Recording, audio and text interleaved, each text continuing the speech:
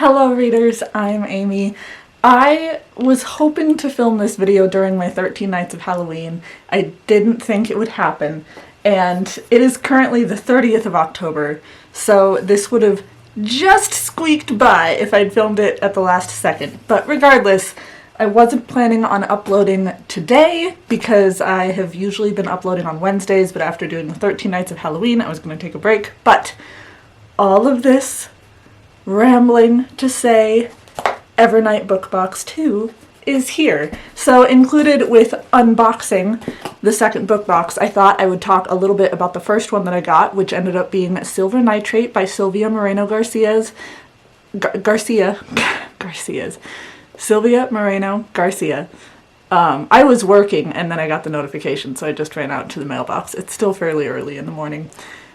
But I was, to say the least, very disappointed.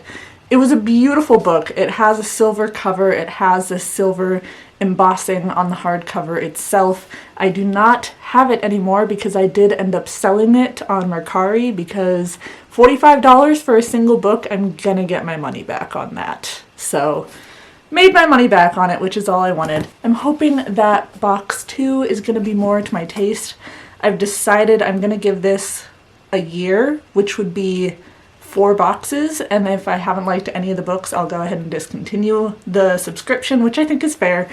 But Silver Nitrate, I've read Mexican Gothic previously, and I'll try and make this quick so I can hurry up and open the box already. But I read Mexican Gothic. I enjoyed it well enough. I only learned recently it's a retelling of the Fall of the House of Usher, which I know is also a TV show now. I recently read another retelling of that story, and that story just doesn't seem to be something that I'm interested in. I haven't really understood the point. I haven't read the original story. But Silver Nitrate, which is what we're trying to talk about. I've got the brain scramblies right now. Silver Nitrate was one of the slowest books I have ever read in my life. I am sure that Mexican cinema has a fascinating history, and that Mexican B-movie cinema and Mexican B-horror has a very interesting history. But she goes on and on and on and on and on, and it's just not interesting. I was so bored. It's a horror novel, and I remember this distinctly. I tracked the pages. Page 106, we have our first exciting event, which lasts for about a page before I got bored again, and then it was about 50 pages after that that we finally got another exciting event, and then again I ended up being bored, and a couple of pages after that I decided, you know what, I can't do this.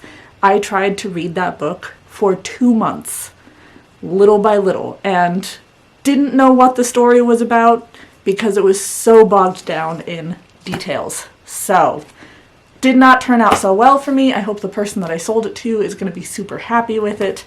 And now, for the unboxing of book number 2. I still can't believe that I got on the first initial subscription list for this. My friend who told me to sign up is on top of it.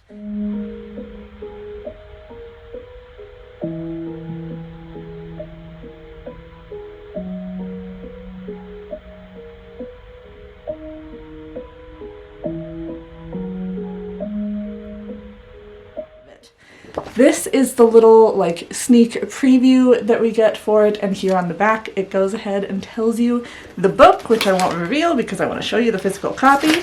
I am awful. I don't care about spoilers. I look up spoilers all the time, and I went into the comments like my friend was showing me, and this is just looking at Nightfire. But my friend was telling me to look in the comments on Instagram, that's not showing at all, and find someone who's like, hey, my guess is posted, and you go to their profile and you can see the book that they think it's going to be. So, and I believe they were right. Let me double check that really quick. They were correct. So, I'm liking what I'm seeing with this cover already. It's super creepy. Break it out of the bubble wrap. And we have Caitlin Starling, last to leave the room. And This cover is so trippy. I like the font, and this is like a silicone in paint sort of effect. Check out the back of it. That is so cool. Ooh. Of course, we have our sprayed edges here. It looks like, I'm assuming this is a cat or some sort of cat monster, but this is like the mouths and the eyes. And this one, the book is not directly signed. They went ahead and just signed a little card insert, so I will probably, I don't know that I would want to tape it in there in case I decide to sell it. I'll have to let someone else decide what they want to do with it. But here it's giving like detective noir vibes, and around this little doorknob there are some bloody fingerprints. Okay, so this is the front inside cover. You have this woman, for goodness sake, camera. You have this woman who is alone in an office. And then you go to the back, and there's two of her. We have this awesome photo of the author. Editing Amy popping in here super, super quick, because of course I forgot something. What's behind a paper cover but a hardcover? And I don't know, I opened it up to show the end pages, and I didn't even think to look at the actual cover. I think I preferred the silver nitrate one because it went farther, but this is still creepy and cool. And again, we've got these eyes and mouths and stuff. This, from the little bit that I've read of the premise, which I should probably read that to you as well, and especially looking at the artwork with the focus on the eyes and the mouths, I'm getting Coraline vibes. Read this to you really quick. The city of San Sirocco is sinking. The basement belonging to Dr. Tamsin Rivers, the arrogant, selfish head of the research team assigned to find the source of the subsidence, is sinking faster, as Tamsin grows obsessed with the distorting dimensions of the room at the bottom of the stairs. She finds a door that didn't exist before, and one night it opens to reveal an exact physical copy of her. This doppelganger is sweet and biddable, where Tamsin is calculating and cruel. It appears fully, terribly human, passing every test Tamsin can devise. But the longer the double exists, the more Tamsin begins to forget pieces of her life, to lose track of time, to grow terrified of the outside world. With her employer growing increasingly suspicious, Tamsin must try to hold herself together long enough to figure out what her double wants from her, and just where the mysterious door leads to. Definitely getting Coraline vibes. Back to the rest of the unboxing. I will try and make lists in the future so I can be more organized with all of the things that I need to show you, so hopefully I don't forget something again. She has written a couple of books, one of which appears in Vampire the Masquerade collection. I have not heard of that collection. I might have to read that because I'm into vampire things. And yeah, that looks like it's about it for the special features of this. This is a very...